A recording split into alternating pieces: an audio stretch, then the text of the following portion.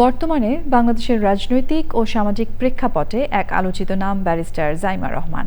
প্রধানমন্ত্রী ও বিএনপির চেয়ারম্যান তারেক রহমানের একমাত্র মেয়ে হিসেবে পরিচিতি থাকলেও সম্প্রতি আলোচনায় এসেছে তার শৈশবের এক অনন্য ক্রীড়া প্রতিভা।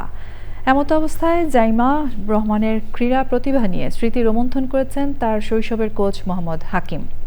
বর্তমানে কানাডার একটি ফুটবল ক্লাবের প্রধান গোলরক্ষক কোচ হিসেবে দায়িত্ব পালন করা মোহাম্মদ হাকিম চ্যানেল আইকে জানান, শৈশবে জাইমা ছিলেন একজন টপ অ্যাথলেট।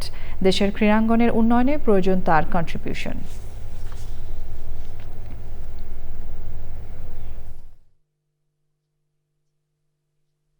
ও ছিল one of the top athletes. Then she became a goalkeeper.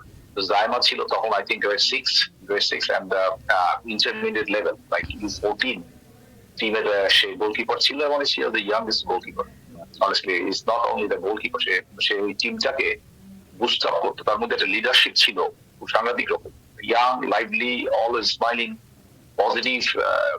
মানে আর ওই যেটা ওর সুইমিং পুলে যেটা আমি দেখতাম, she was in top in swimming pool. মানে সুইমিং এর সবচেয়ে মানে আনবিলিভেবল স্টাফ। তার breast butterfly, all the activity ছিল দেখার মতো। 200-র বেশি সার্ভিস ও ফিচারে লেনদেনের সব বিকাশ অ্যাপে সম্ভব।